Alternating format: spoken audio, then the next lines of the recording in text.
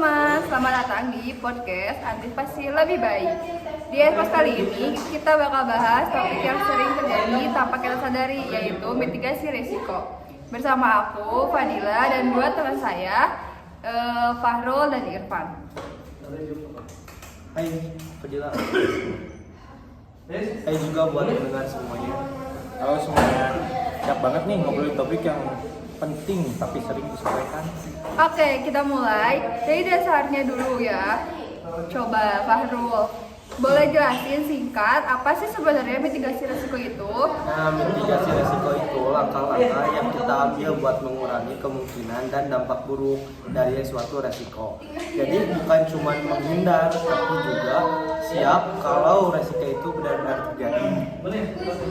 Benar banget, misalnya dunia usaha, mitigasi risiko bisa berarti punya rencana cadangan kalau penjualan turun atau punya asuransi buat melindungi aset bisnis. Jadi intinya bukan soal takut resiko, tapi siap menghadapi resiko gitu ya. Nah, tepat banget. Sekarang kita bahas contoh karakternya yuk. Irfan, biasanya resiko itu bisa muncul dari mananya aja sih? Banyak banget, ada 3 poin nih. Yang pertama risiko operasional, kayak alat rusak atau kesalahan produksi.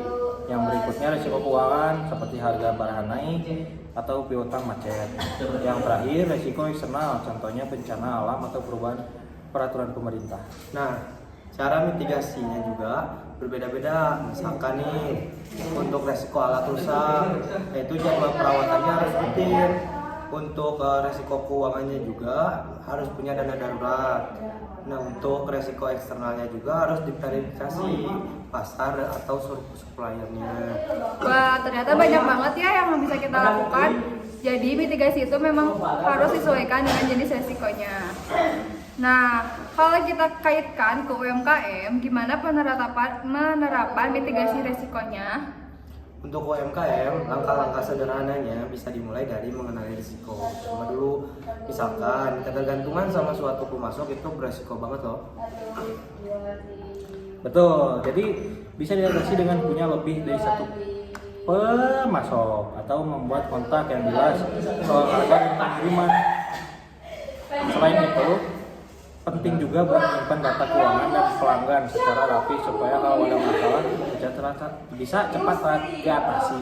Intinya jangan dulu nunggu masalah datang untuk panik, tetapi siap dari awal. Oke, sebelum penutup segmen terakhir, aku mau dengar nih satu kalimat penutup dari kalian. Apa pesan tentang mitigasi resiko? Kalau buat aku sih, mitigasi risiko itu investasi jangka panjang, siap dari sekarang, tenang di masa depan. Kalau dari Irfan? Kalau dari aku lebih baik belajar dari kesalahan kecil sekarang daripada gagal besar nanti karena nggak akan siap.